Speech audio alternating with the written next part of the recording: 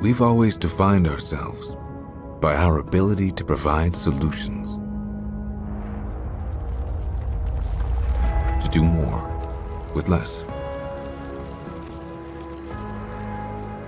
Build something from nothing.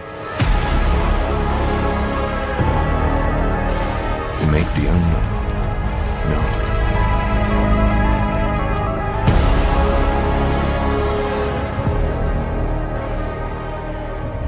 But we've only just begun.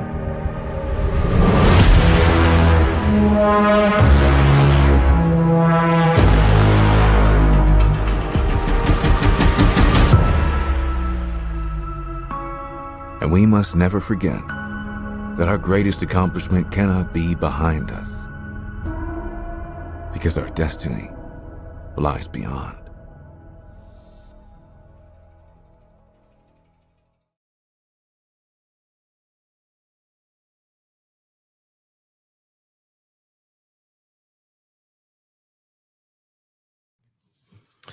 Well. That video, folks, is a precursor to what is going to be happening in June. PAX 8 Beyond. I will be there with my good friend and the godfather of the channel, Rob Ray. PAX 8 and the IT Business Podcast will be doing some great things. We will be bringing you interviews live from Denver, Colorado, as I make my once-a-year trek west of the Mississippi. So head over to pax8beyond.com, sign up, and let's see you there. Tonight, folks, I have a very great friend on the show with me tonight, Mike Smith from the Mike Tech Show. And Permanent Florida Man is here with me, and we're going to talk about our journeys in tech. So sit back, relax, and enjoy the show.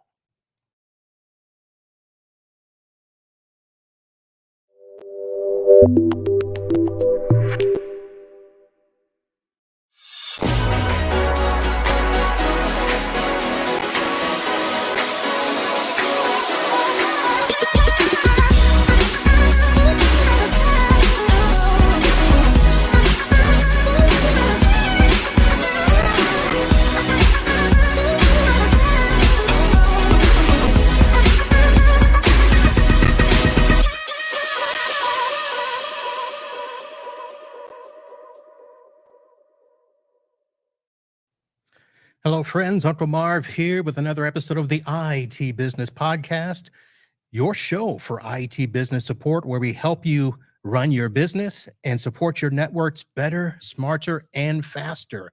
I try to share great stories, talk about products, and of course, tips to help you do all of that. And usually I'm joined by a good person who can help me do that. And tonight is no exception.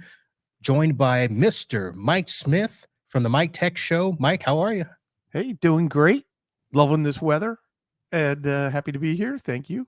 That's right. You're on the west coast of Florida. I'm on the east coast. We've got them covered. And now, is the weather much different right now than it is in Philly? Yes, it's 80 degrees here. It's in the 60s, but there's a freeze warning for tonight. It's going to drop down in Pennsylvania. So I know I don't have to worry about that. So yeah, but it's let's put it this way. I have my secondary air conditioner on here for my office just to keep this I need it like a little freezer. Yeah. Now, at one point in time, I remember you being I was going to say deathly afraid, but that's not the proper term, but just despising the heat. Yes. I think I've grown.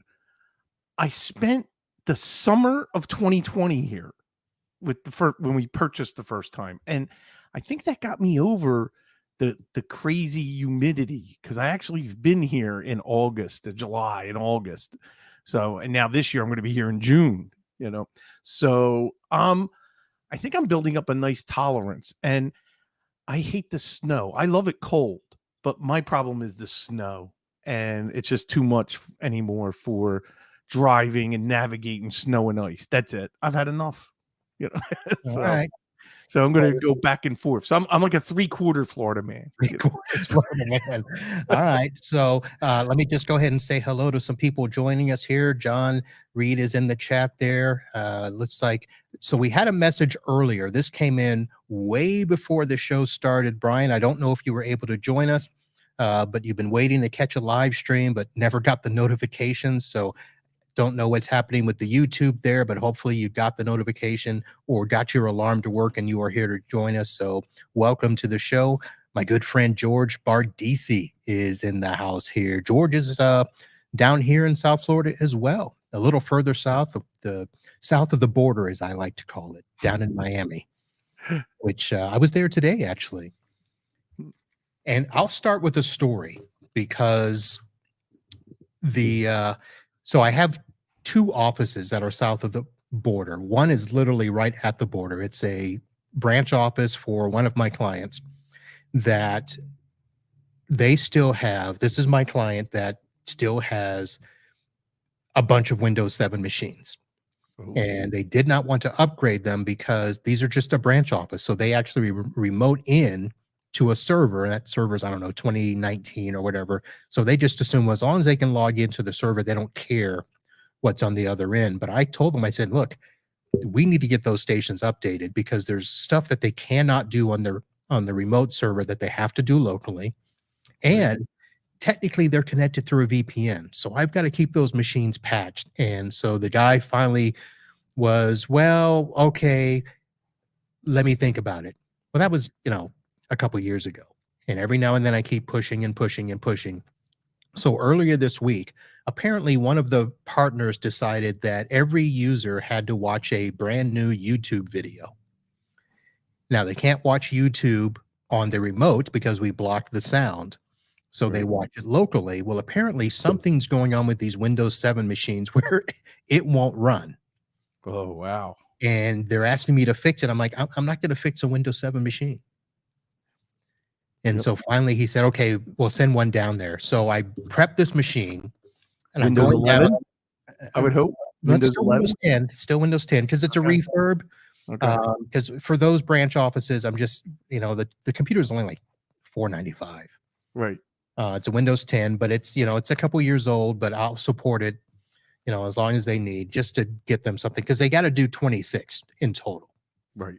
Oh, wow. So They're going to do this again in a couple years, or they're just going to run Windows 10 beyond. I don't think I'll have them by then. I don't think I'll have them by then. But the bottom line is I scrambled to get this machine ready, and I let him know, hey, I'm headed down to Miami. Who do you want to give the machine to? Because I thought it was one of two people that needed this video. And he goes, oh, well, they're working remotely. So who do you think should get the computer? He's asking me. I don't know who your staff is. Who do you think needs a computer? He goes, I don't know. So send me a list. So I spend all this time sending him a list only to show him that in this branch office, he's got 24 computers. Only 2 are Windows 10. Oh. And on the report, I put the age of the computer so I can show him he's got computers that are 7, 8, 10 years old. Wow. And his response to me was, wow. That was his response.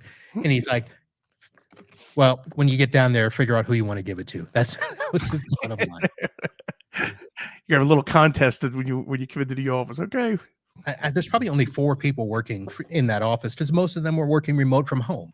Right. So I'll just see who's there and I'll probably give it to the receptionist. She's the one that's there every day and probably does the most stuff. So I was gonna say the one that cuts the checks. That's who gets. That's who gets. No, that's not her. So Mike, tell me how have things been going for you over there? You've been here a few years now. You got the business side up and going, I hear. It's great. I love it because I can work from anywhere. So as long as my clients that only some of them really know that I'm here, and they know, and I love the term snowbird because that means I didn't move away forever. I am coming back, every year a little bit. So they're adapting to that and trusting my son more. And I think that's why this is working because, I mean, I have my son working full time, and he's the on-site person. That's what makes this work, where I can be remote. And it's I it's like I'm not retired, but I feel a little bit like I am, because I make my own schedule. I'm available, whenever I need to be. And You're hopping over to Disney like you're retired. yeah, well, what's nice, because having three sons, I've learned, and this like kind of leads into what we're going to be talking about tonight, that balance between work and family. And it's so important. And what I've done is had each son visit me for a week. So in March, I had my oldest son come down, and we went to some Phillies games and went to, did the things he wants to do. My middle son loves concerts. So he, came down. We did some Phillies games and did some concerts. We timed that perfectly. And then now, just last week, my youngest son, who loves sushi, so we hit all the places for sushi, and then wanted to see Hollywood Studios for Disney. So I got to spend a week with him. And then in the middle of that, my wife was down for 2 weeks. So it's now quiet and lonely right now, but like the last 2 months I've been, having visitors, and that's been making it real nice. So it's not so lonely. So you're kind of describing what a lot of people would like to do at the end of their career, where they can kind of call their shots, things are established, they've got people to take care of things. Right. I want to go back and talk about what it was like in the beginning, because, you and I have chatted a lot and we've talked about, how you started out in college going in a completely different direction. Yes. And yes. I believe that you, like me, because I didn't start out wanting to be a tech, I ended up in tech. Yes. So I want to go back and revisit for people that are just starting out or have been listening to both our shows and are thinking of taking the plunge, leaving a full-time job. I got an email earlier today from somebody who just left their job and asking me for, some assistance and consulting about, hey, how do I navigate this? So I want to kind of go back. I've had a bunch of conversations, so I wanted to pick your brain. Yep. How did all of this start for you? It started when first I started Drexel University and majored in chemical engineering. And after 3 years, realized that I hated it. I mean, I was passing, but I was killing myself, and I was not enjoying it. And they gave you a class to kind of separate the men from the boys, the ones that are going to go on and be a chemical engineer, and the ones that, hey, you better look at a different major. And that was the defining moment for me, because I'll never forget talking to the professor, and he says, well, this is what you're going to be doing for the rest of your life. And I'm like, no. And so he said, you got to go talk to the dean of the business school. And I graduated with a business degree.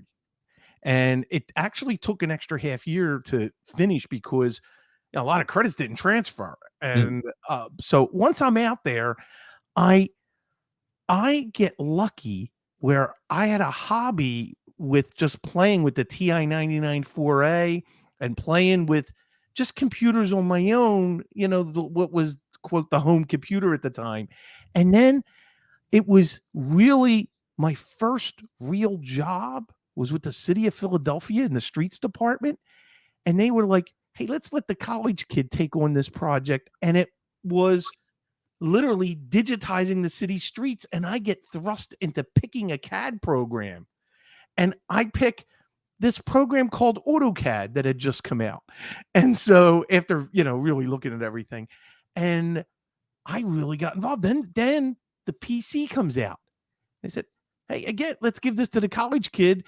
We got this box called Lotus 123 here. And I just went nuts, going to the point where I was teaching classes at night on the side, not getting anything for it, teaching other city employees Lotus 123. But let me tell you something, and this was a wake-up call for a lesson in working for someone else. They had the first PC position come out. And I'm like, great. Even my boss was like, oh, you got to take that test. You know, I'd hate to lose you. He said, but he says, here's what I'll do. I'll put in for a position. So this way, you know, you'll do good on the test and maybe I'll be able to even like pick you up. HR would not let me take the test. I was not qualified because I had no computer experience, even though that's all I've been doing. It's because that was not my job description. No. And I was like, this is insane. You know, so now I get involved in the, you know, the corporate politics of not being able to, really, I can't take a test. And another department hired a computer consultant and I knew more than him. And I was like, it was a wake-up call that I belonged in the computer business. So I started my journey working for some computer companies, and I was actually helping sell computers and building them, and you know, and that's how I got into computers. Okay. And then I started getting into networking. Well, hang on right there, because I don't ever remember hearing that you worked for other computer companies. So Yes, tell us yeah. about that. Okay, I worked for a little company called GSI, and I met them while I was with the city of Philadelphia. I was introduced by a mutual friend who said, Mike, you got to meet these guys, you know, and they had me I was making money on the side doing computer shows. Remember those computer shows? Yep, I remember. Well, I was there pushing computers. And if you came to me and I seen you had, you know, a child with you, I didn't say it, but I kind of implied you were an unfit parent if you didn't have a computer for your kid, you know? So it was like, so I became really good at selling them, you know, at these shows, you know? So I was helping build them, and, you know, you're just slapping parts together, you know, for the clones, and started making money on the side. And then I was like, well, let me go full time with them. So I left the city of Philadelphia and went full time. Here's the problem with that. The extra money wasn't extra anymore. That's right. You know, and it was like, wait a second here, you know, and so now I'll give you another company, someone who stole me from there. I sold floppy disks for a living. And you're like, wait a second. How can you sell floppy disks? Well, I would sell them $500,000 at a time. We were a huge, but we worked out of this kid's front room, you know, and I say kid because I actually worked for someone younger than me, but he was a brilliant business person who seen the market for 3.5-inch floppy disks, and literally we had a direct contact in Asia importing the disks and massively selling them to other people who were selling them. And I was like involved in the deals and everything. So I have a really interesting mixed background, you know, with some of these companies. And you're right, I've never talked about this, you know. So I bounced around until my wife was pregnant with our second son and came to me and said, I am not going back to work. You better double your income. And I'm like, uh-oh. So at the time I was starting, we had been open, like, I think almost a year. A friend of mine and we opened a clone computer business together. Okay. And that's where I learned I will never, ever be partners with anyone ever. So I learned that at a young age. That's a whole separate, ugly story. But anyway, the company's going out of business, and I'm now presented with, I got to make money. And so I picked my biggest client that I sold to, and I called them up and I said, this is a one-time opportunity. And it was Wyeth Airst, the pharmaceutical company. And I said, I need a job.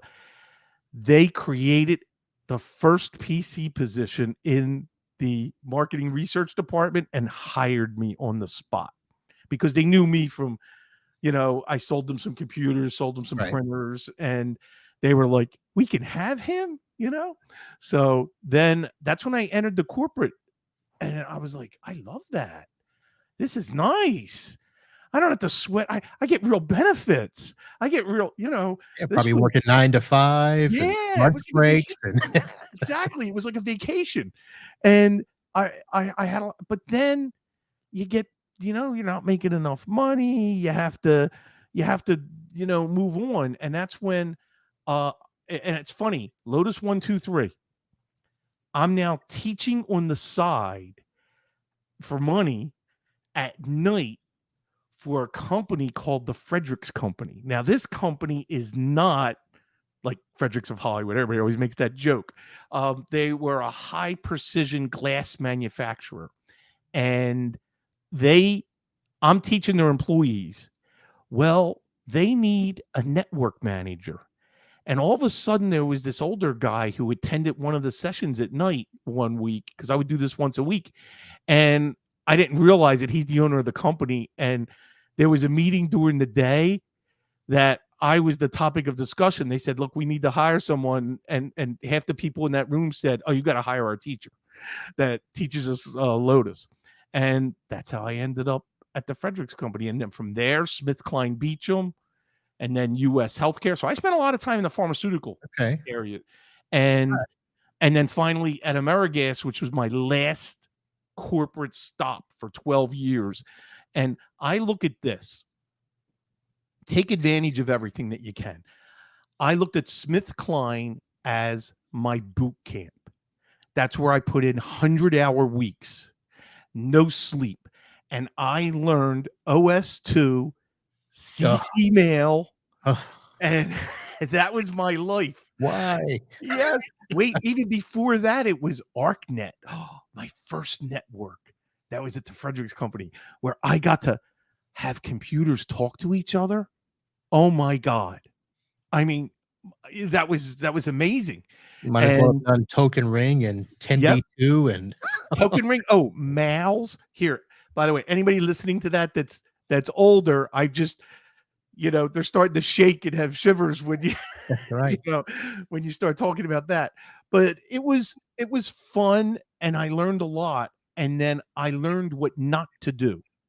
So here's what happened. I go to US Healthcare, and I learned the right way to build a data center and the right way to do things. So remember, I now have SmithKline, the wrong way to do it, US Healthcare, the right way to do it. And I'm like, oh, wow, now I go to AmeriGas and I build the ultimate data center. And that's where my career really took off. And that's where I maximized everything there. But 2008, actually 2006, as another lesson, and I have many of these that would take weeks and weeks for you and I to discuss, but they decided that the upper management needed to go. So they get rid of the CFO, the CIO. The CFO get a new CFO comes in, gets rid of the CIO and brings his friend. He brings his friend who's a director. Yep. So I had 10 great years with the same management, and I loved it. I loved getting up for work, and I loved going in. And then now it's 2 years of what a mess. Mm-hmm. What a mess. I wrote it out till I was laid off with a great, great package that can't be upset about. Right. So basically, they funded MHS Consulting. Yep. And you've talked about that lucky. many. Yep. And my wife had great benefits. So that's the big thing. It's benefits for the single tech. And you either got to be part of a group or start with 3 employees, 2 other employees, so you can have a group.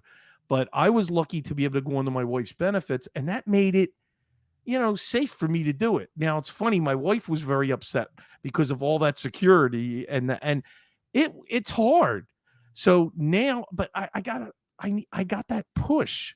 So it was sink or swim, and I wasn't going back to the corporate world. Nobody's going to have control over my working. I'm going to set my terms. I'm going to work when I want to work. I want to have the clients that I want. I want to do what I want. I am not going to report to anybody else ever again. And that motivated me. But I learned a hard lesson in the first few months, and every tech who does this is going to be faced with it. Man cannot live by break fix alone. So, a very valuable lesson. You can't just sit and wait for the phone to call, because the phone to ring. Guess what? Sometimes it doesn't ring. Yeah. So Yeah. how do you put in place regular revenue? You got to have what I call retainer clients. You got to have maintenance contracts, or what we now call, that we're an MSP, so you got to provide services that there is a regular flow of income to take care of it. And then, hey, yeah, the break fixes happen, one-offs. That's great, and that's nice. And we do it and Right. take care of it. So let me ask you, Right. in terms of the amount of time that it took you when you started. So the business officially started 2008. Yep.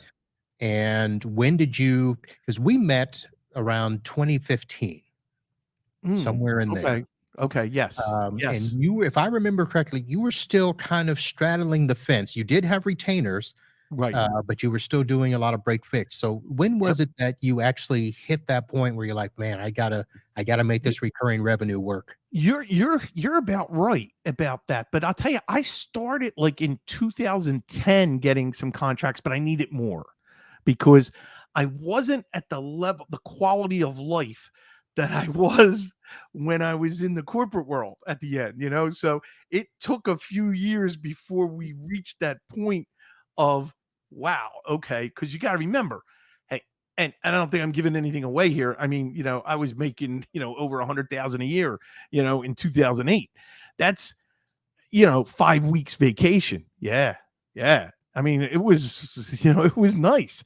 And to leave that, it took a while before, you can make that up. But you're right. I needed to expand. So around that time, it's not a coincidence that my son joins me.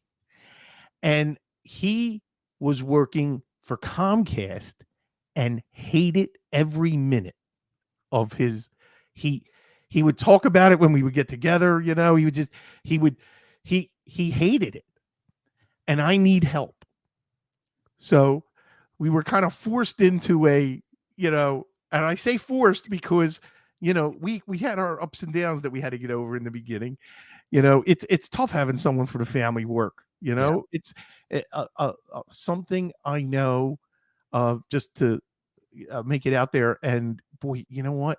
My wife might be listening, and I hope she is, because she knows something that we both agreed to, that and bless you that you can work with your wife. And that is,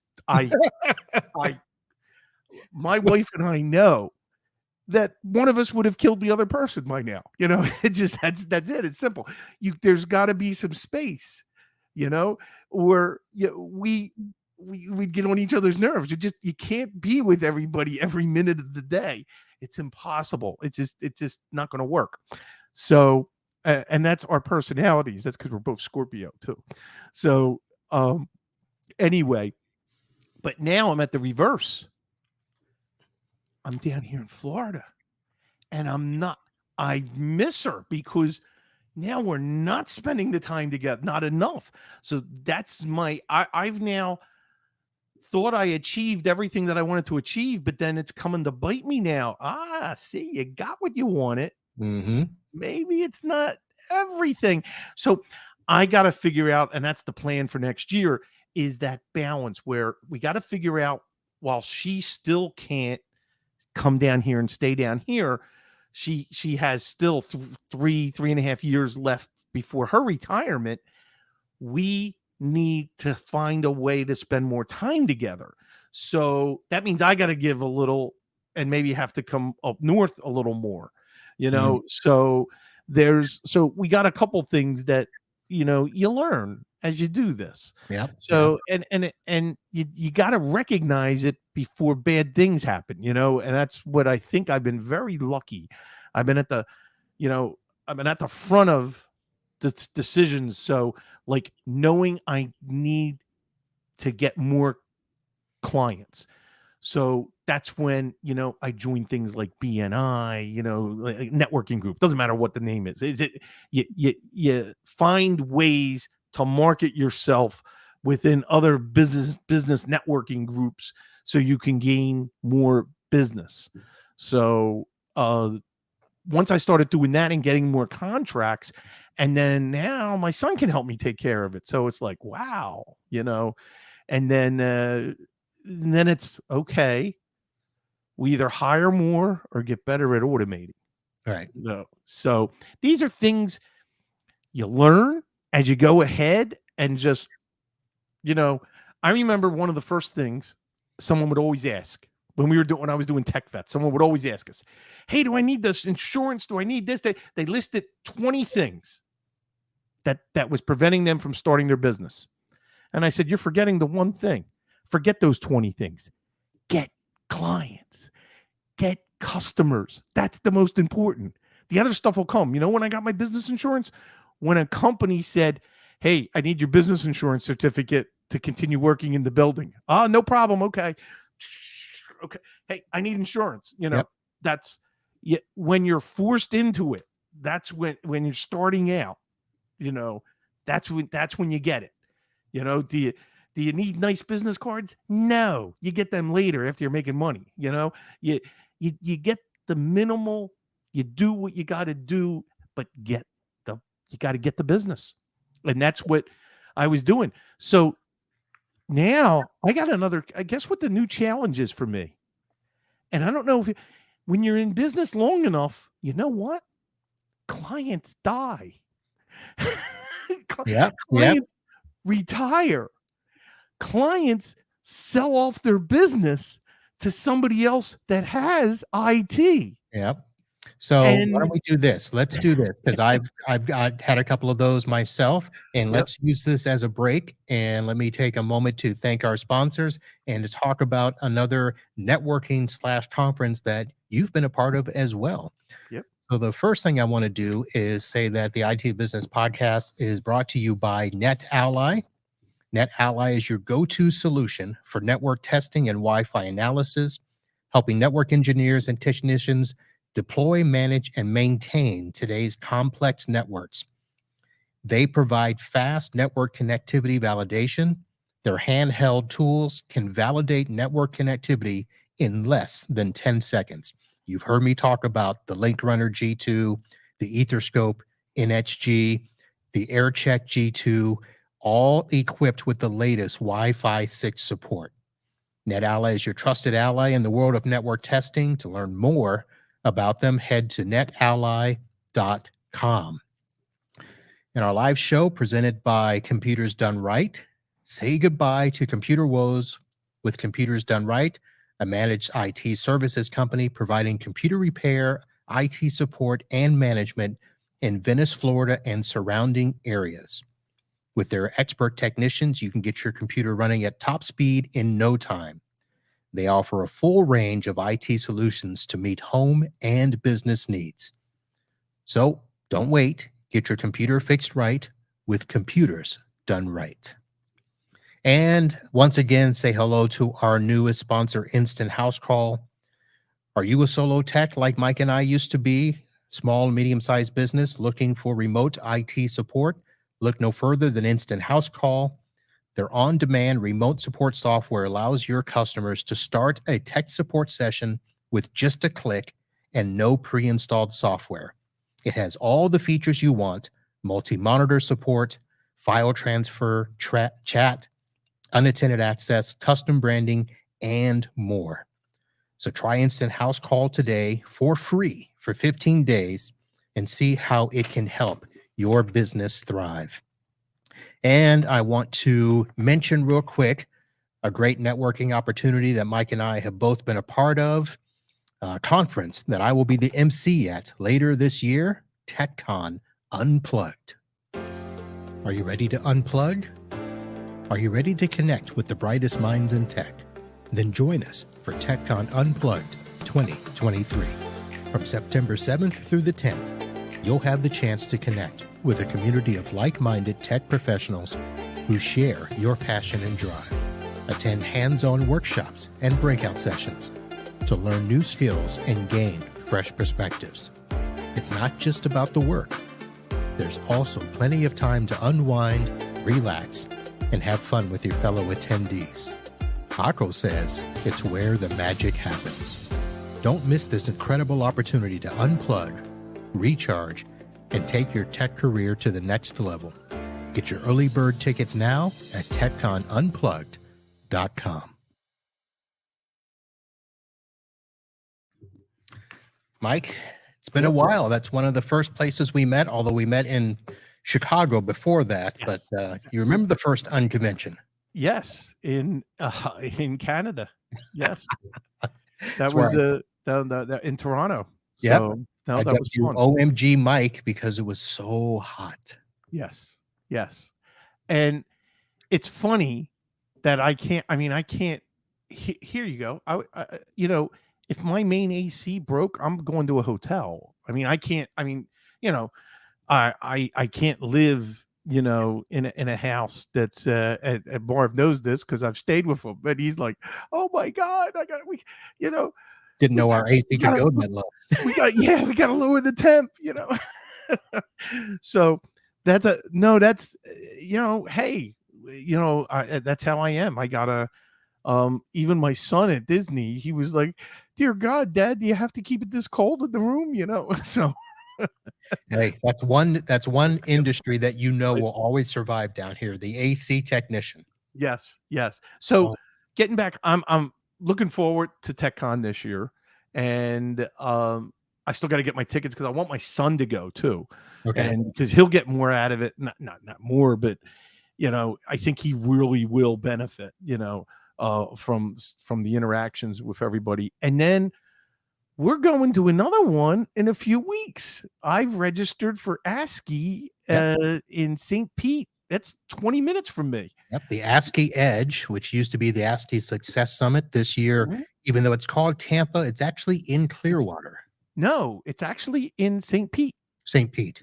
Yes, It's it's at the across the Hilton. bridge. That's all I Yeah, know. yeah. Because when you mentioned that in Clearwater, I was like, "Wait, man, I'm right next door to Clearwater," you know?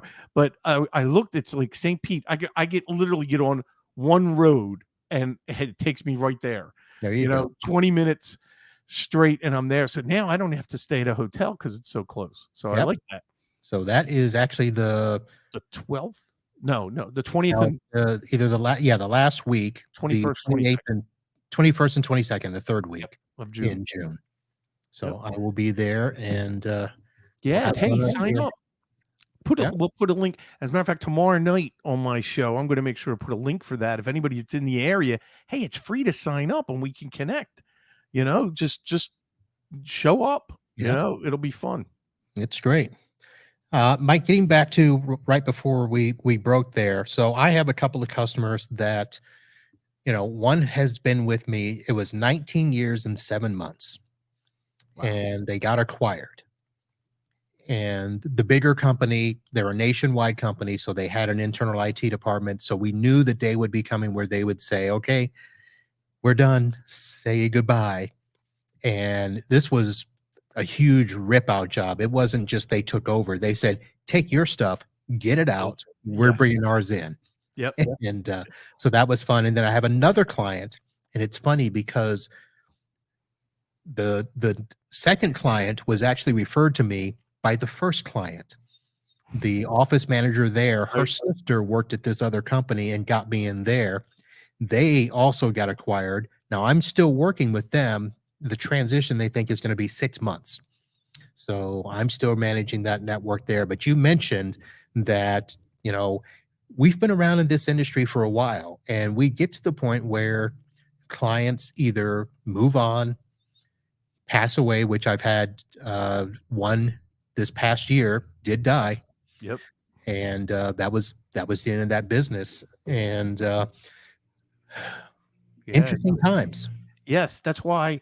And like in the chat, someone said, I'm going to steal from a line from a movie, yeah, Boiler Room, which is is it Boiler? No, it's not Boiler Room. Hold on. I know the Oh, movie, and I hear it all the time. Glenn Ross. Yeah, Glengarry Glenn Ross, and it's ABC, always be closing. Well, I look at the closing. You always have to be closing business. You got to be constantly. And I fall into that trap where you get complacent, you get happy, and you said you can't. And being a business owner and doing this, you always have to be in acquisition mode in acquiring new business. And that's something that you have to work at and you have to do. And that's why, okay, I'm not in BNI, but guess what? My son is. And as a matter of fact, and I thought this was cool because this is a good leadership lesson. They elected him president of the chapter for this past year. Oh, So that brought on all new responsibility and problems that is very, very good for growth, for all the problems and things that happen. So anyway, so he, I'm looking forward now to him bringing in business, at the same time. So you have to do this, and you just I also, you cannot leave all your eggs in one basket. You gotta, I would rather have a dozen little clients than one big one or two big ones, because hey, this stuff happens and it's so unexpected. All of a sudden, the owner decides, you know what, that's it, I'm retiring, and he sells it. And yeah. that happened to a hearing aid business that we had for years, and they sold to a bigger one, and they came in just like you said. They said, you got, and they had a real server, and they had, okay, we don't need any of this, we're bringing our stuff in. Yeah. And I'm like, oh, man, that was fast. Yeah. It Two happened. weeks. 2 weeks. Wow. Yeah, they just came in. They just assimilated like the board. They just came right in and just, man. No. So let me ask the question now. You mentioned, the BNI that you did, and Mhm. I assume that, like me, in the beginning, you were hungry. So you were out, Yes. hustling, and you were, Yes. knocking on doors. Not that knocking on doors is what Yeah. we did, but, Right. trying to find that business. And, for me, it's 27 years later. Right. And I'm not as out there as I need to be, but keeping those feelers out. So the two clients I lost, Yeah. right before I lost them, we picked up a client that covered them being gone. That's And awesome. I have people that I still talk to with, ideas of, hey, when they ask, oh, you all booked up? You busy? No, no. If I get too busy, I'll hire somebody, which Right. that's a whole nother story. Yeah. But how do you find yourself now in terms of trying to keep your name out there? It's interesting. And you even had someone on a few weeks ago, Scott. Scott Johnson. He's handed me 2 referrals this week, so he you need to, and I don't want to use the word partner, but have an association with someone that you're filling a gap that they don't have. So mine it could be servers, could be email, could be whatever it is. And now when they get a referral for someone that they're like, wait a second, this is a complicated email problem. Hey, I'm going to send you to a guy named Mike Smith, And what I want, like maybe there's a residential that I'm like, oh no, I just don't want to deal with this right now, and that's when, Scott will get it in the area. And it's interesting because picking up clients now in the Florida area, that's kind of interesting. Now, I've always had one in Tampa, even before I got down here. And that was great, but I never pushed to leverage to gain more. And I think that's my future, is picking up more clients here. I want to pick up more in Fort Lauderdale. And I already know of 2 more that Marv and I have not even talked about yet. That I have one that's like literally right near where Marv is. And there's a possibility of 2 more businesses that are there.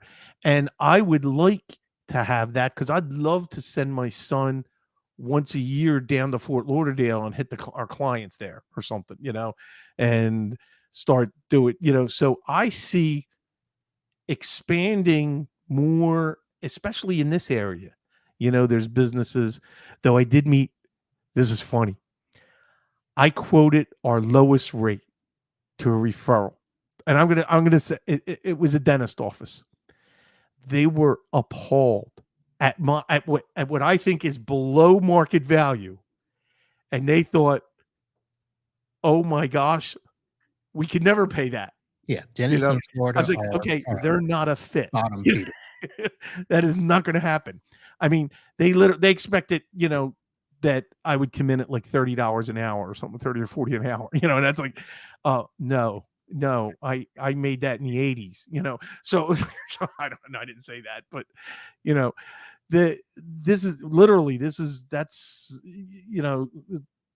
that's where now, it's funny.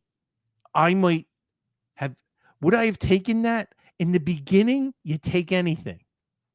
Then when you grow and you start getting bigger and you start getting more confident, and you start, hey, you know what? I'm making this work. Then you got a pumpkin plan, those ones that you took on, but they're causing you stress. Yep. And then I think that's a good position to be in down the road when you learn how to fire a client. Where it's time to sever a relationship because you're actually going to be more profitable if you cut them loose. And I never, if you asked me that when I started, I would have never said that that's ever going to happen. No, I want everybody. I want it all. I want, but that doesn't make sense. No, And, it doesn't. And our good friend John, who's also on your side of the state, mentions that he hears that all the time. I hear it here. Yep. Florida is one of those states where we are still growing. We are transitory, and we have a lot of, and I said bottom feeders earlier when I was talking to dentists. It's really a lot of different areas here. There's always somebody trying to start out that's going to undercut you in price to get the business. They're working on the side, or it's someone's nephew, Yep. And, I've learned that, I'm not going to worry about it, because there have been a time or two where the client goes with them and then the client comes back. Exactly. Because, and not to say that, everybody that charges a low rate is horrible, but most of the time they are. Right. But and not that everybody that charges a lot is good either, because I get some of those as well. Yeah, exactly. And it's, you have to find, and I'm still, getting my feet wet down here, where I know we gotta raise our rates. That's something that's a big problem that we have. And I have to figure out a way to do it. And that's my goal when I go back up north for the summer, Right. or for the remainder of the summer. And that's Let when I me also got to visit clients. See, that's another thing. I'm the one who brought them in. I'm the one who's been servicing them. Now my son, they haven't seen my face. So I call it like July and August is going to be like the Mike Smith tour up north, where I got to find a way to visit all the clients that I haven't seen a while. And then remember, then we had the pandemic, so we weren't on site. So I need to show up with and not every client, this is it, but show up with that Starbucks thing of coffee and some hey, it's Mike, it's just, and it's just schmooze. I know I need to do that. Yeah. And that's important. It is. So let's get one more question asked here that we make sure we have enough time to answer. You mentioned raising prices. That's part of it. But in terms of how your business has evolved with not only hiring your son to be part of the business, but you now being in a separate state, we've had discussions many a times before about upgrading your stack. Yes. Tell me, how has the stack been lately? I need to do more. Like an example, and I don't mean to throw them under the bus because I still love them, like Malwarebytes. I'm still not it's still a manual management of it. Now, I have to manage every key. I don't have a single pane of glass to manage all of that. That's a problem. I've got Synchro now. That's been the biggest game changer for me. Having a PSA RMM, I am not using anywhere near all the features I should be. I'm using just enough to monitor clients and to keep on, I'm starting to embrace more ticketing and more, I'm still not invoicing. But remember, I have retainer clients, so it's not like I have hundreds of invoices all the time. I got 10 here, 15, it's not, it's not enough to kill me yet. So I Synchro having an RMM and to help grow the business and automate it by far is so important. And I would say from the stack, I still need some things. I have grown now. It's not Untangle anymore. It's Arista, that bought Untangle. Rolling more of them out. That's like where you might roll out a Sonic Wall or something else. I roll out the Arista product because that's the one I'm familiar with. Right. And hey, guess what I just implemented today? And I'm gonna talk about it in more detail. My first Arista OpenVPN multi-factor authentication. Okay. For the VPN. So with that product, that's something I haven't done with OpenVPN, and I've now successfully tested and implemented that for a client that wants to RDP over the VPN. And I'm like, we have to have MFA, for this to work. And so they agreed. So things like that, I'm doing more security conscious. We've just migrated our 5th client to TrueGrid, which is our secure remote solution where it's RDP with 2FA through a portal. And listen, you do what you do because that's what that's what you're comfortable with. Since I've made the switch to TrueGrid, my remote support management when it comes to RDP has been phenomenally less. All I do is send them a PDF.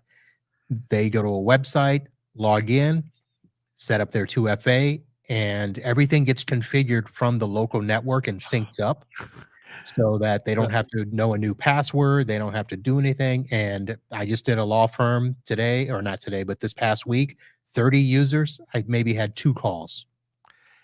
That you are correct.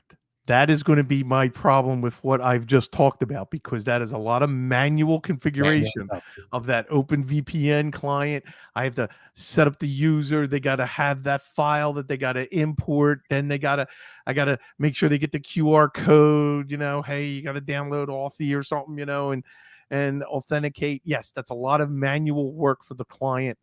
And I just put documentation together today, for both admin and the client, connecting. So you're absolutely correct, but the client has to be willing to pay for that extra automation that you are being charged for, where mine's built in free and it's just my labor right now. So if it gets to be a point where they start to see, wait a second, Mike's billing an awful lot of hours for this, where we could, is there something that's easier to be able to configure? That's when that'll happen, Yeah, so you're right. I mean, it is an extra line item, but I tell them for that extra line item, you're going to save, you're saving tons of time, and they don't have to rely on me. It's something that they can do on their own. They can go to the portal. Now, granted, the company is going to push back support to me first. Right. But if something happens and the client needs support, they can call this company and get the support that they need. So that's another a feature that is great with them. But the thing that you mentioned earlier, having a managed portal to do all of these things. I can see all of my clients inside of this TrueGrid portal. I can switch between them and connect to whichever station I want. I can give an external, I did this a couple of weeks ago for client. I had somebody that needed to help me with a SQL installation. So rather than trying to figure out how to get them connected, blah, blah, blah, I just added them as I forget what the exact term is, but they're not under my portal, but I just give them access and I tell them which client they can connect to. They go to TrueGrid, multi-factor, boom. That's So, great. That's nice. very interesting. Let's do this one last question. We're not going to have time for Florida Man. We might do it in the post show here for people that want to stay. We'll do that. But let me ask, since we started talking about how you got started, we talked a little bit about the journey. We just simply don't have enough time to go into every little detail. Right. But if you were to, give somebody, one big piece of advice, you mentioned a couple of things earlier about what you Yes. wouldn't do or what Right. you would do differently. If you were to give somebody advice, if they came to you and said, Mike, I'm starting my company, what do I need to know? The biggest thing is concentrate on selling on one major aspect. And I'll give you an example. I acquired most of my bigger clients through my experience in email, leveraging ShareWeb at the time, for hosted exchange. Clients needed a way for branding and then getting their domain and, taking a client that was living on Comcast.net for their emails, and, they got 10 users and stuff. Come on, you gotta, you gotta brand your company and you gotta, and then they start to see the light. So I did that, or maybe it's what my son uses is doing cleaning out systems and making them faster. Hey, by running all of our utilities that we have and making the computers perform better, have a few things that be really good at it. And then that's how you're going to get your way in, because what's going to happen is you're going to get that emergency client. You're going to fix them. And then they're going to come back to you. I solved an exchange problem years ago for a property management company that is still with me. And it's because I went in and saved the day with exchange and fixed their problem where the IT, whoever they had before, couldn't solve it. That was right in my wheelhouse at the time. And I was like, oh, this is great. And they can't think of using anybody else now. So you got to prove yourself on a few things. Don't try to be everything to everybody. And that would be my advice, is narrow the focus to start out. You can always add and expand to it. Yep. And I think that's where, that's the advice I would do. And, it's risk taking, and you have to have that tolerance for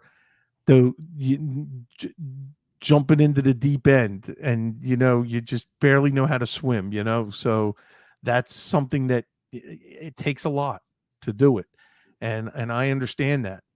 But anyway, that would be my, you don't have to have everything else. You got to get clients, get the business. Yep. Get the clients work. first and Get to work. figure it out later. All right, Mike, thank you for hanging out, my friend. It's been good as always.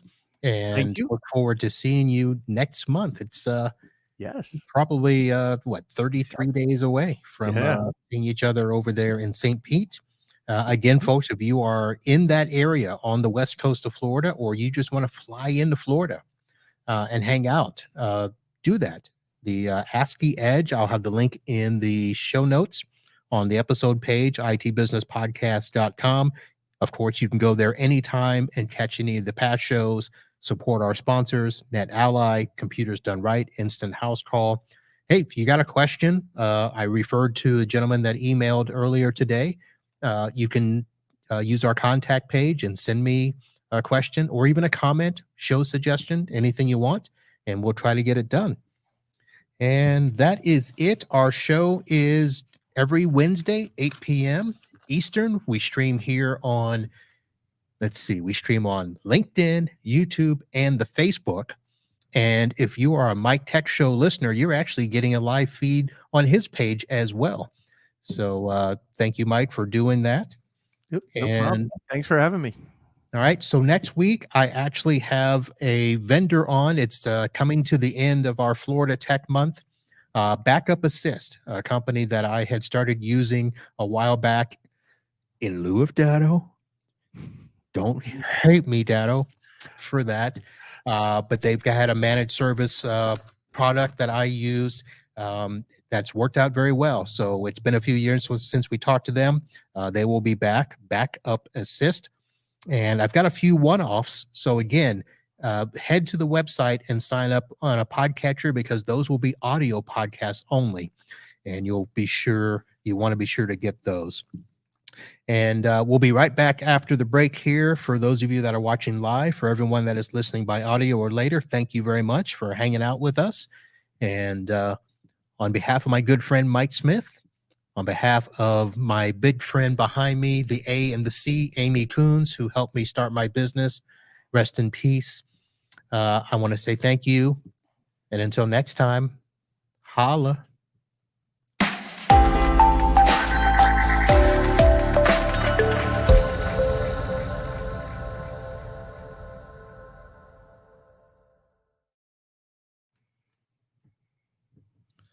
All right.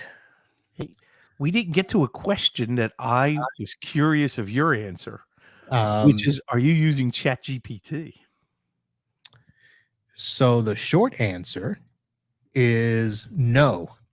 Oh, but the long answer is I found another product that is just like GPT and is actually using GPT-4 okay. as part of their algorithm. It's a product called Perplexity. Okay, I'm So writing that. perplexity.ai.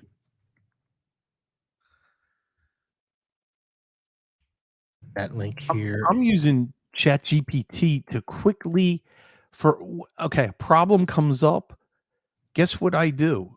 I'm ChatGPTing it where they give me 7-8 suggestions, and I'm like, it's organized so well. I'm like, wow, I thought of 3 of them. I didn't think of the other 5, or a couple of these, forget it. But there are things that clients have asked me that I've went in there and have gotten the answer, and it was constructed so well. I was like, well, I can't write that any better than that. I can't improve that. And we just go cut, paste, there we go. So I find myself using it more than I thought I would. I think a lot of people are. I mean, it's a good place to start. Right? Either bullet points for a conversation or an email. So I'm actually going to put in the chat here. This is so a week ago, Thursday, I was a guest on another podcast. My good friend Jim Collison, who runs the AverageGuy.tv network. And he has a show called Home Gadget Geeks. And I was on there, and we ended up speaking almost the entire show about AI. Wow. So I just put a link in that if you want to go see our conversation that he and I had.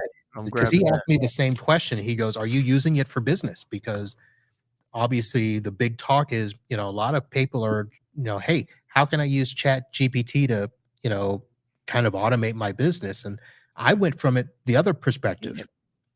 I'm trying to figure out how I can fight my clients using it to avoid using me. Right. Yes. No, you're correct. Because I thought, wow, what the client that I'm answering where I used it, what if they did that? They they don't need me, But it's like anything else. Every answer, no. As a matter of fact, think of all the clients we would get if that's all they did first, and how they'd screw things up by obeying every single thing they get. And we know, we can weed out the things that don't make sense. Yeah. Change this registry to do something. No, stop. So it's like anything else.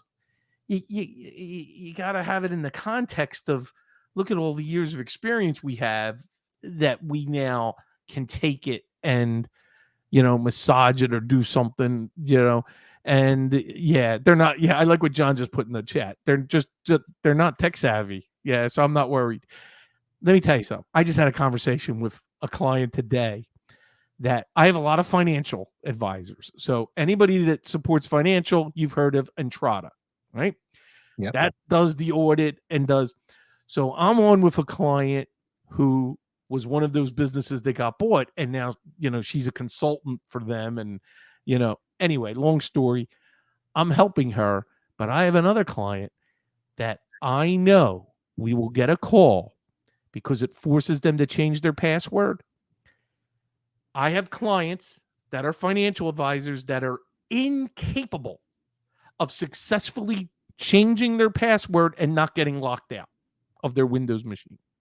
It's just they are not capable of that. I don't have to worry about those clients leaving. They depend on me to get into their system every month. You know what I mean?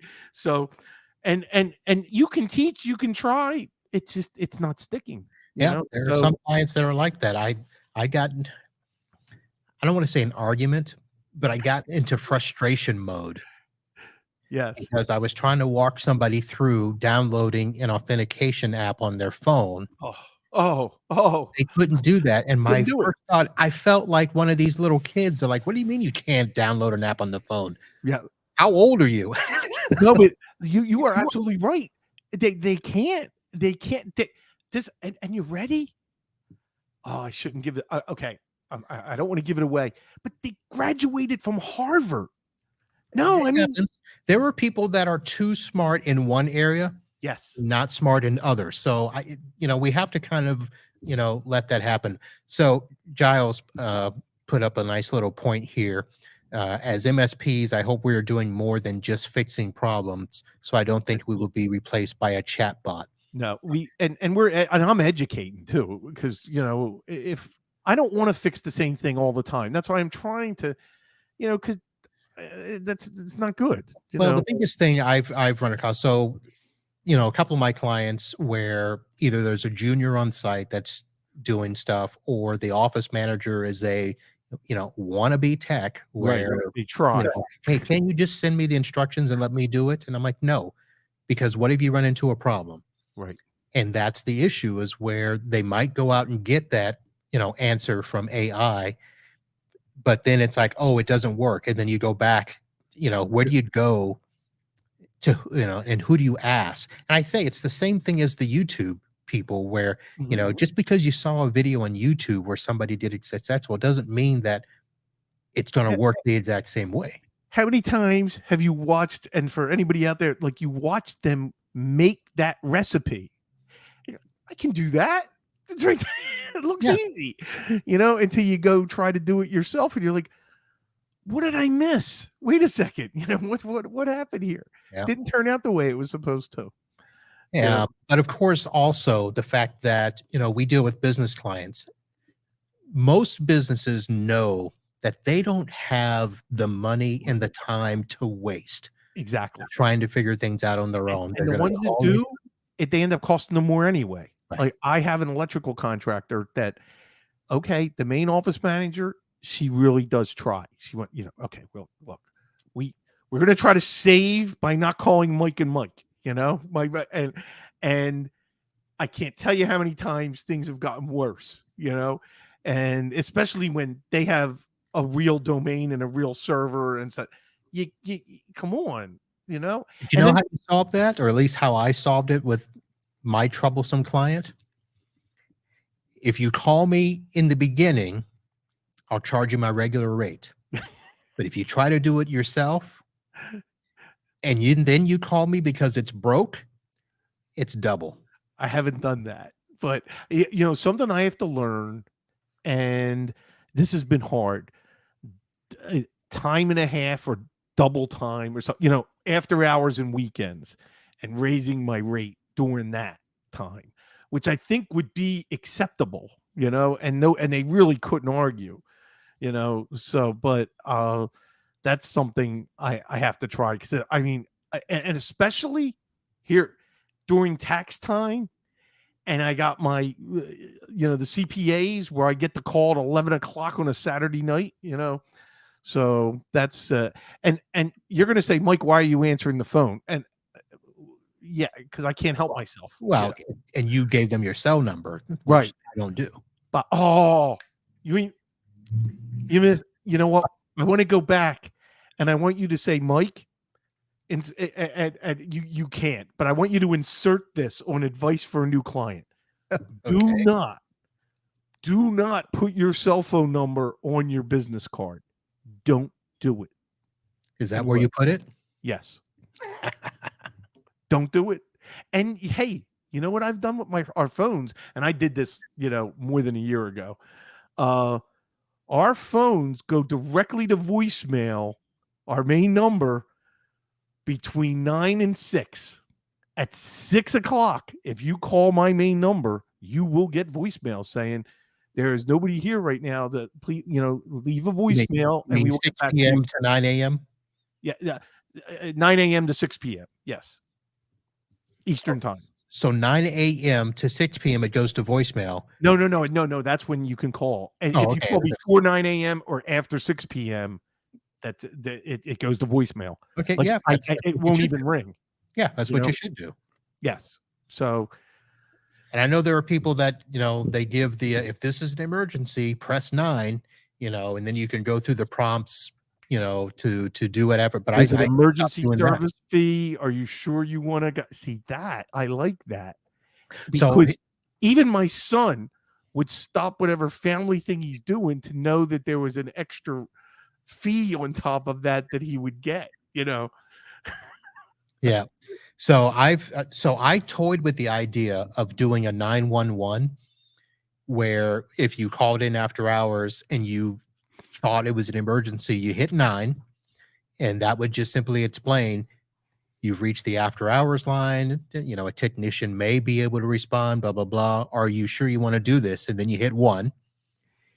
And then you explain by continuing this, you are now, agreeing to a double rate, blah, blah, blah. At a 2-hour minimum or whatever, If you're sure you want to do this, hit 1. So that would be their 911. And I actually had to do it. The one time I did do that, I actually put in the wording, if you hit 1, you will be charged regardless of whether we come out or not. Because I wanted them to understand the fact that you want me to call and I have to stop what I'm doing after hours on the weekend. It's going to be a charge immediately, not one of these 5 minutes. Hey, I just wanted to see if you can help me real quick. No, minimum charge is an hour or something, whatever that, at 2 times the rate, Yeah, I but then I took it down because it was just weird. Because here's the thing, most of my clients that did that weren't the type of clients that were, pissing me off enough to where I would charge them. I have double. 2 clients that message needs to be delivered that specifically for that when they call. So yeah. Now, do you receive? Well, you do. You must receive texts from clients. yes. Okay. So I had a client that, so I had a meeting Monday morning, and the guy's like, well, I texted you this. And I'm like, I don't get texts on the main number. And they're like, oh, right. And then they're like, well, how can I get that number? I said, you don't. My family doesn't have that number. Which is a lie, but everybody that has it knows that they cannot give it out or they will be banned from ever having it again. Yep. I got to admit, some of my mornings, at least they know now not to hit me until 9 a.m., but I'll get texts, help, here's a screenshot. Here's the, and I'm like, okay. And then sometimes I just got to sort it out. They're coming in like Monday mornings. We cannot book in advance on Monday morning because we just get hit. Yeah. And then there was one Monday I swore we were going to be, slammed, or it was a Tuesday after a holiday weekend. No, we cannot schedule anything, unless we absolutely have to. And there was once it was like nobody called. I was like, I was stunned. I was stunned. So my MSA. Yeah. So I actually do have that language in there, but it's at my discretion.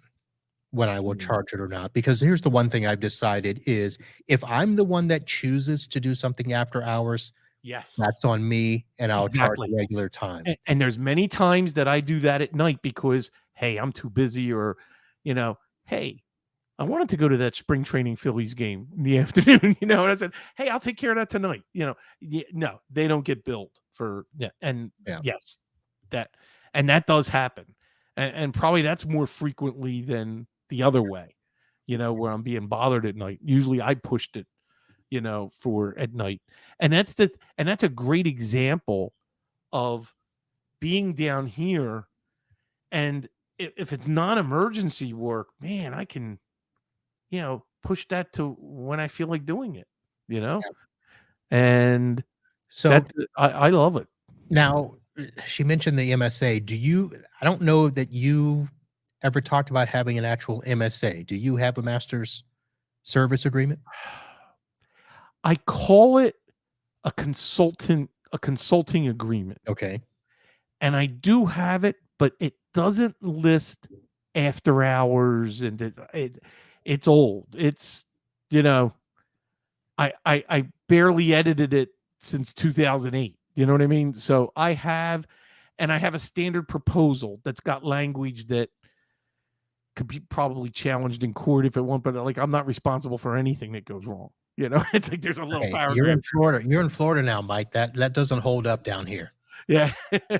So um I have a standard proposal, with all the sections and everything, and that really it's the scope of work, that really just changes, and the rates.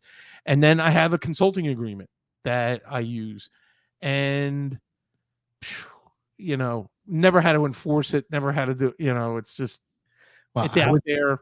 I do it, they sign it. I would say that that's something else that if you're just starting out, make Yeah, it a point early on to get agreements set up and in place. yes. Because here's the thing I've learned. Even if you don't have to worry about, getting sued, it certainly takes the pressure off where people will think twice Yes. about doing business with you from the very beginning if the first thing that they see is an agreement. Right. And No, you're right. You're absolutely right. because I've had that where I, had a customer, I shouldn't say a prospect, even though it was a referral, called me and I said, okay, well, the first thing we got to do is I don't send out the master service agreement, but I send out I forget what I called it, but it's basically the first contact form. Mhm. And it's a form that they have to fill out and they have to give me information about them. They have to give me some contact information. And it's a precursor to my master agreement where I say, this is just a consulting meeting. Anything we do will be bind, blah, blah, blah. And I make them sign it. Mhm. And they're like, "Oh, why do I got to sign this?" I'm like, do you ever get your tires fixed without signing something? You ever get your car worked on? It's just one of those things.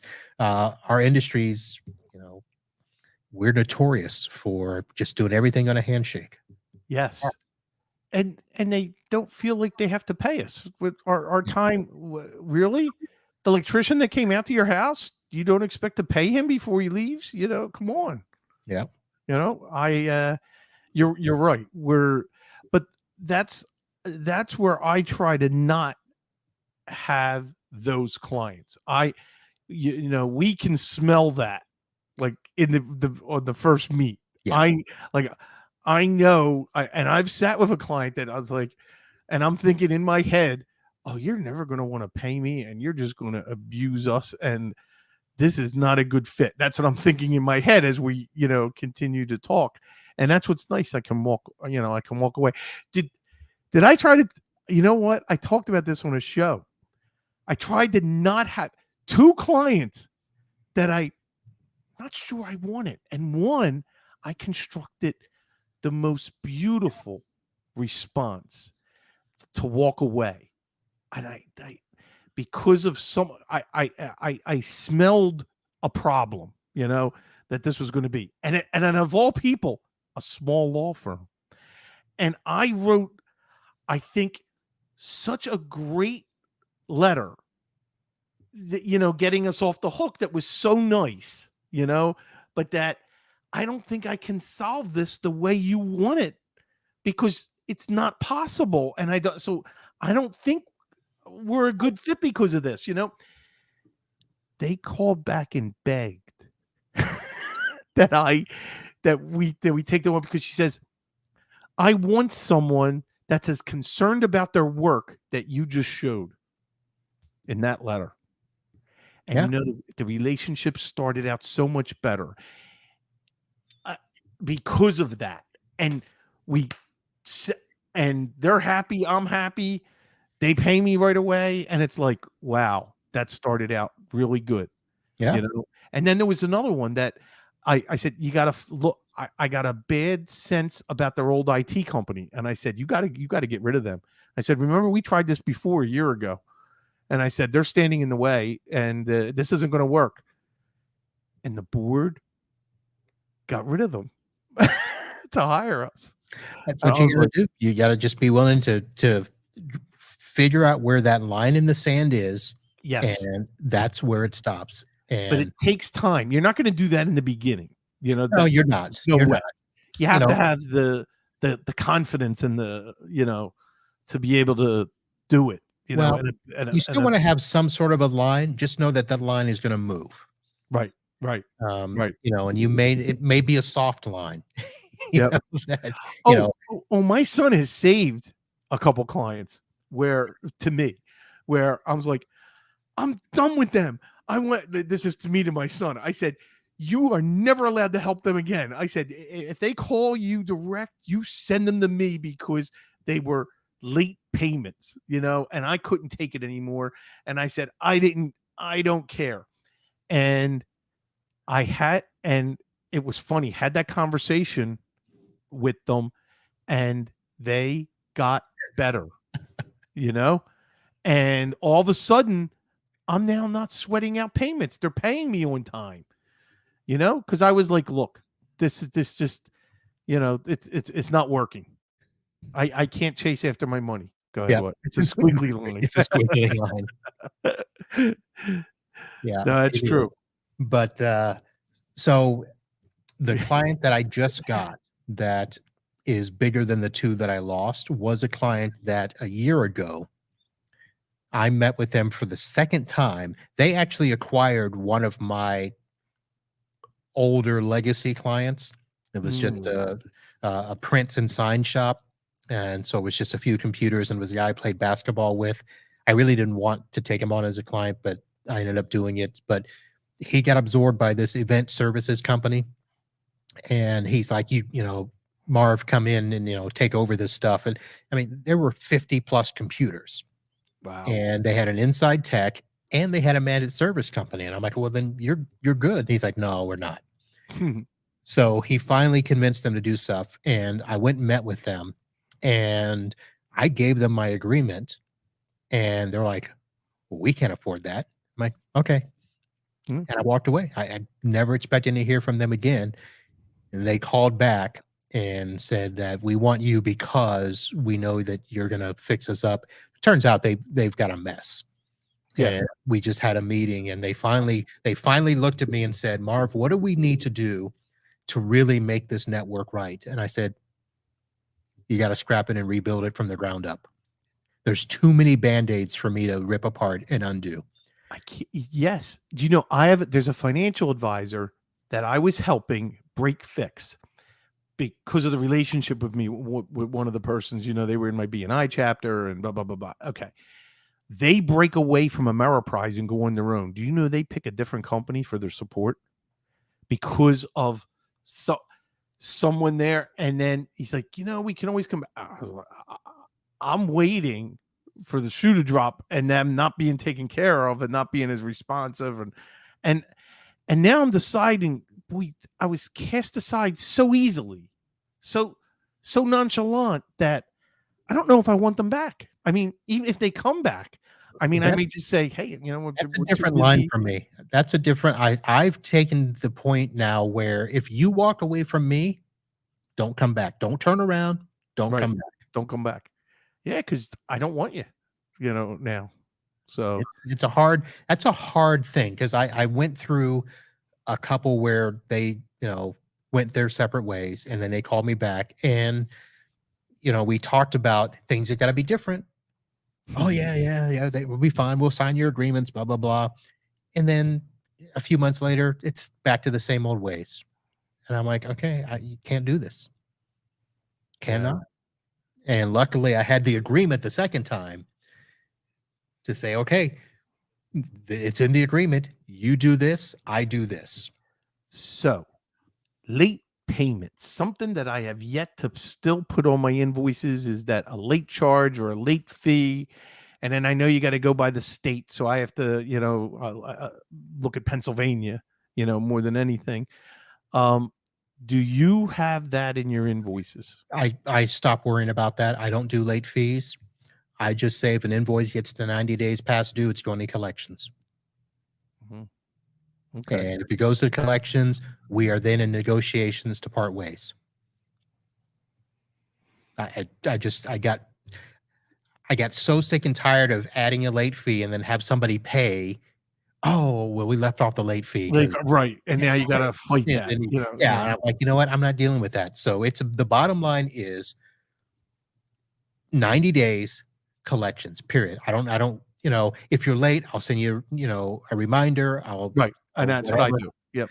But the problem is that I haven't had to deal with this, but I do have a slow pay that I'm worried about, that, they'll let a second invoice start to get late and then they'll pay the first one. And I'm like, okay, if it gets to the point where I have 2 open invoices, if I ever get a third, that's where I need to consider it's time to go. And this is where those people in the, full MSP camp are like, that's why you get paid upfront monthly. I get paid upfront quarterly. You are paying for the next 90 days. So yes. Yeah. And I like that. I do that. That's something I learned early on that was, look, quarterly. And my clients are small enough that, look, that makes it easier. You don't want to have to cut a check every month. We're going to save time, and, a lot of them like it, Yeah. So we're doing that. All our new clients are on a forward paying agreement. So they're paying for the month ahead. Yep. Even though I'll still list the work that was done in the previous month. It's the legacy customers that I'm still trying to, get them switched over. And basically we're at the point where we're almost ready to kind of double invoice them one month. So that, okay, you're billing ahead now at the beginning of the month. The trick that I'm coming into with trying to deal with is at what point, if they paid up front, because I know some people are like, well, if the invoice is not paid by the 10th, then they're cutting service. And I'm like, I don't know that I can do that. Right. But we can obviously deny service to where if they call and say, hey, we need you to come out. And I'm like, I need you to have a check waiting for me. Yes. Or I need a credit card. We can run that through right now, and then I'll be right out, or I'll send the tech over. That's where I'm at the point where we've had to do that a couple of times.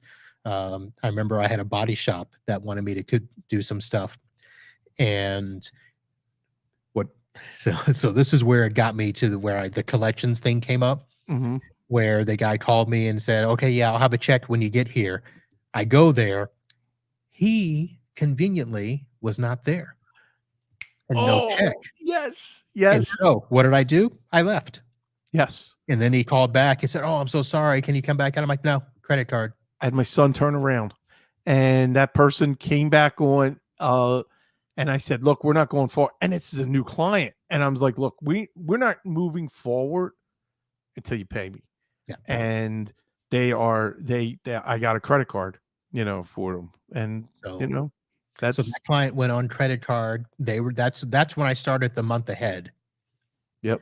Where you got to pay a month ahead. So this was ahead. This was 3 months ahead. 3 months ahead. Pay me before we go, if you can't do that, boy, what's going to happen if it's the other way? I mean, no, it's going to be terrible.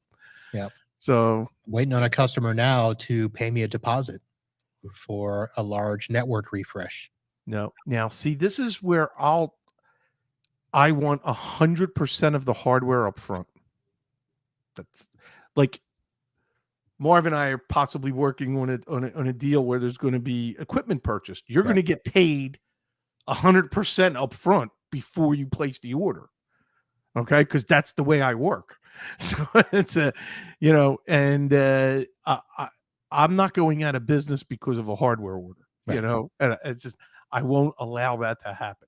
Now, my biggest client that I've been with for years and years, and they order 3 systems. I'm not waiting for that check. I place the order, and as a matter of fact, when you were talking about replacing systems, I have 40 computers that I got to replace. And by the way, I now deal direct with Dell. I cut out the middleman, and I'm like, that's it. I'm just direct.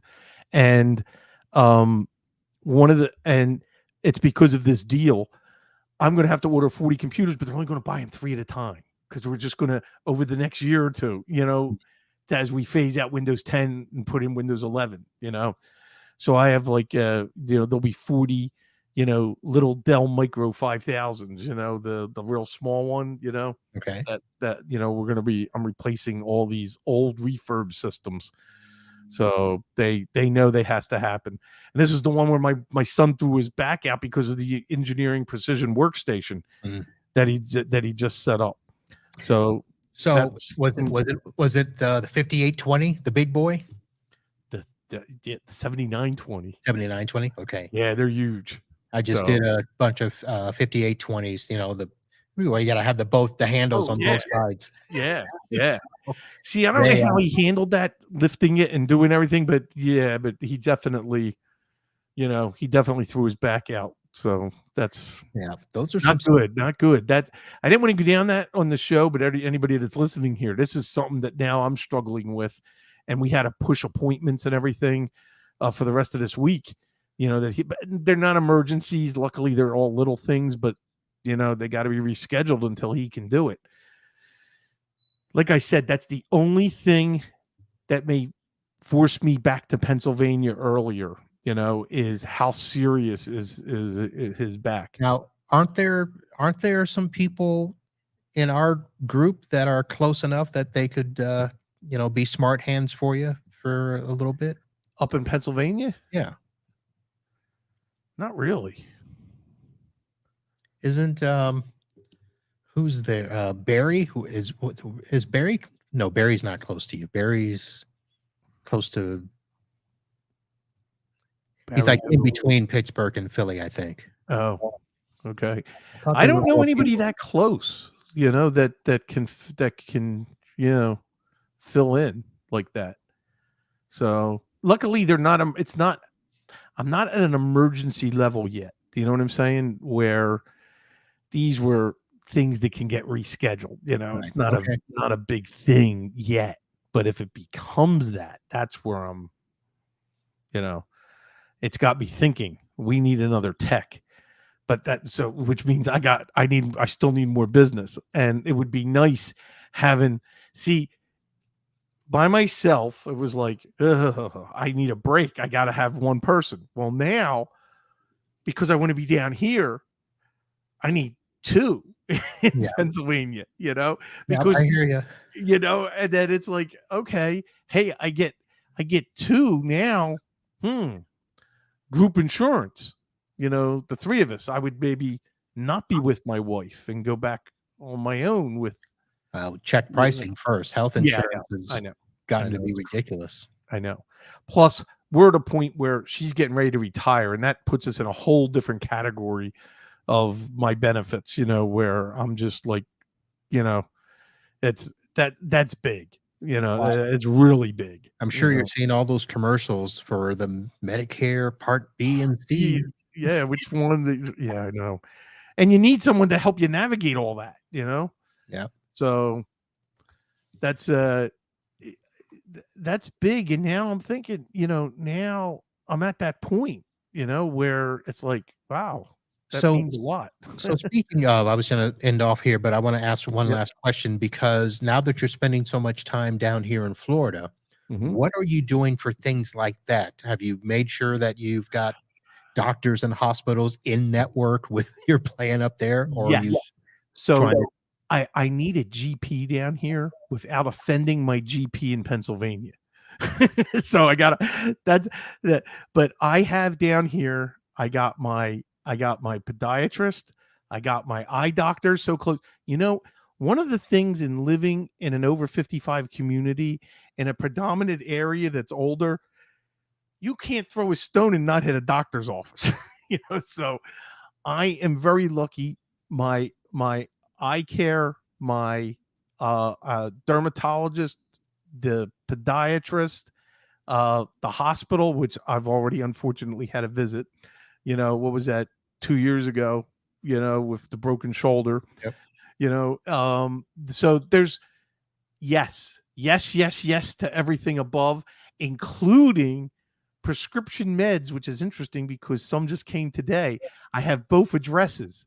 So while I'm down here, I get that shipped, for the mail order prescriptions, and which is great because you save money, if you get 90 days, you're only paying for 60, so I have everything here except the GP. So if I have GP like issue, I'll go to an urgent care and then take it from there. Okay. If I need to, Yeah, we got so a ton of those down here. yeah, there are, and there's one right beside a hospital. That's Baycare. Because that's the big thing down here. Oh, I even have a what do you call it?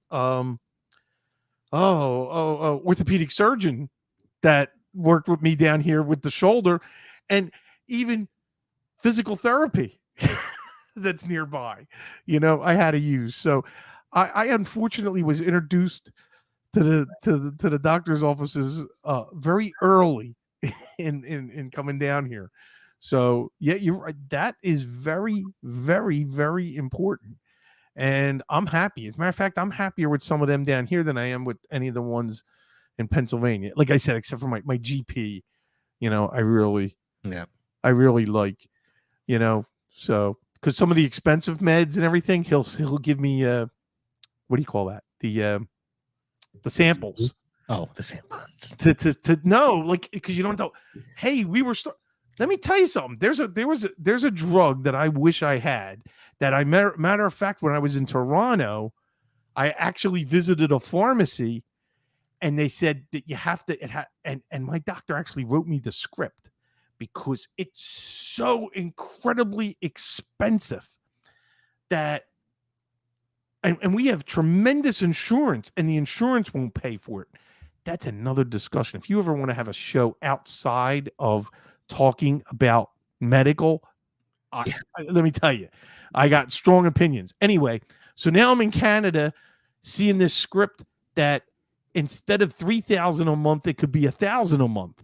Hey, but it has to be written by a doctor in Toronto. Mm-hmm. And so I literally had a conversation with Corey and he said, I can hook you up.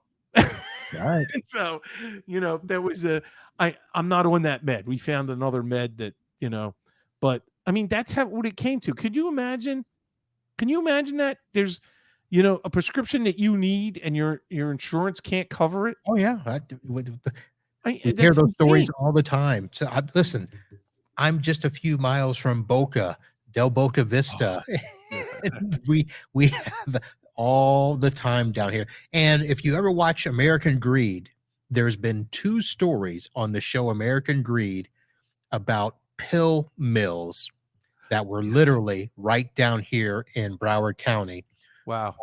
And one of them is like a block from one of my clients right now is where they were. It is just it is such a I want to say scam or what. I don't I it is so rigged that I can't even imagine. And as a matter of fact, I don't know if there's probably some regular listeners that are listening to this.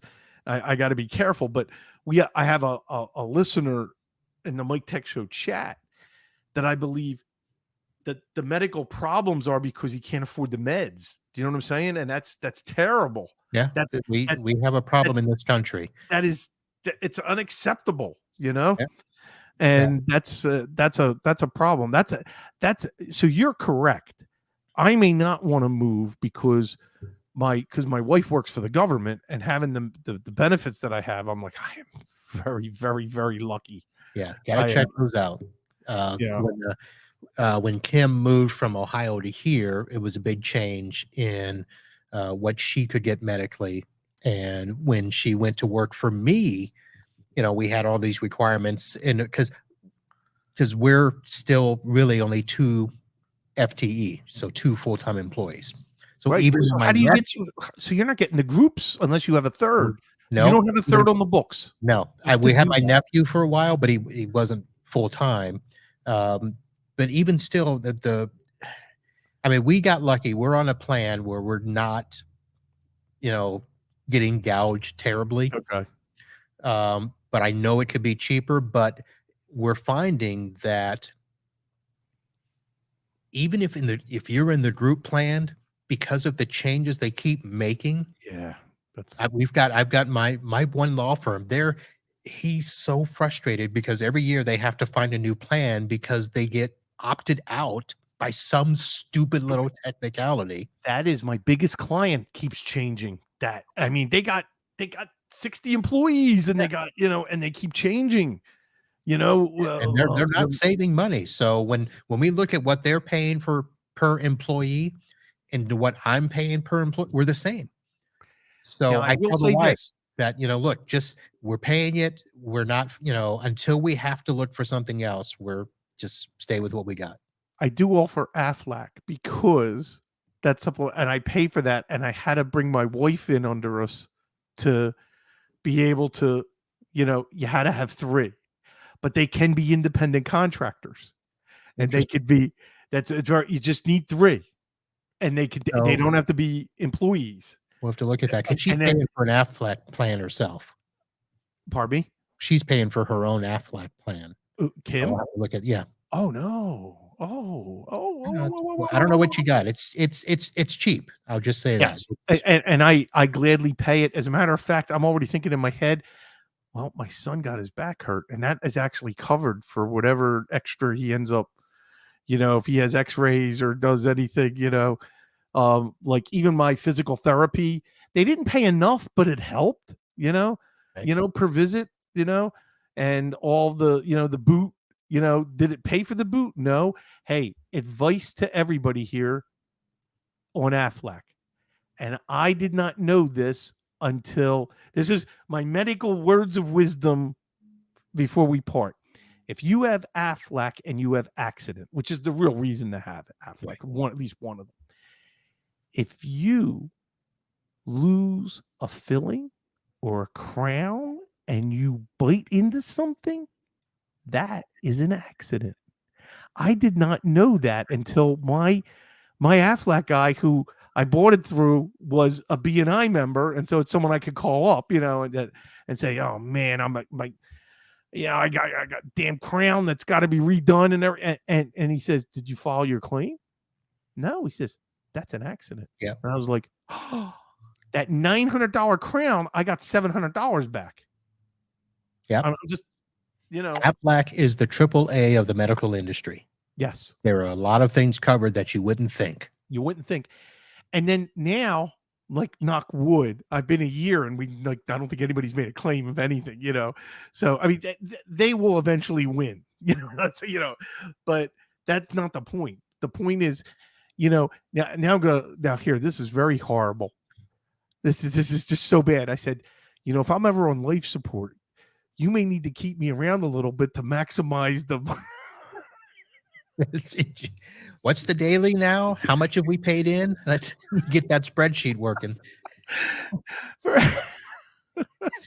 That- That's I know horrible. it's Your well, wife would be like, no. He's got 2 more days. 2 more days.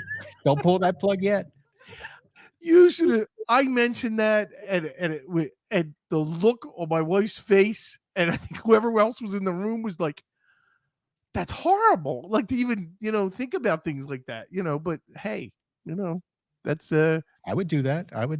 My wife's in there. I'm like, okay, let's wait a second. It's I there's a list. Anything happens to me, like who to call. Like, you know what I'm saying? Like and he's on the list. You know, it's like Who's on your social media list? Who's got to take care of all your social media when you go? Actually, it's gonna be Ryan, my Okay. middle son, because he's the most savvy at it, you know. So he's the one you made the mug. You get the mug for, you know, for the Yep. I-99 radio. So he would be he's the social media. So that's the All right. That's a horrible note to end isn't on. that some? I mean, but look at us. This is, hey, I'm at that point. I mean, Yeah. you know, I'm 62. You know, my wife's older than me. You know, and it's like that's not.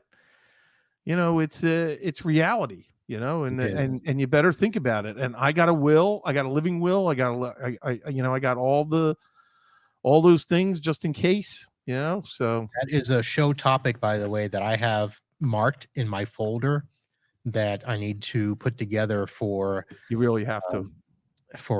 how do you what's the right word? I forgot what I put. Live happy, die happy, or something like that is the title I kind of had for it. And how to, you know, interesting, because it's like my you know, whatever you use for your master password for everything, you know, who gets that? You know, do you have someone in line that has that? Like, does Kim have? I'm not asking for an answer. I'm just saying you So got to have someone set up that can be able to have access to everything. You know, I can tell you this. So then we'll end on this. So the company that I just started, the reason that I got in full time is a morbid reason, is the tech that they had died. yes, I've gotten some like that. He was our age. So it wasn't like he was, you know, old man walking. He literally went out of the country to an event, came back sick, and never recovered. And we are still, this was in November, and we took over in January, and we are still trying to figure out how to deal with certain things that were set up under his account only, and multi-factor authentication. And we don't have access to, you know, a mobile device of his. We don't have access to certain passphrases, you know, the security questions, that sort of stuff. So the company's in the midst of, you know, putting together legal letters and documents, and it is something to start to think about. Oh, you know what?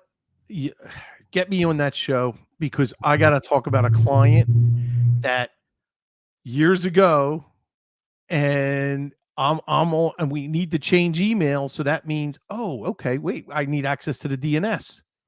The guy died.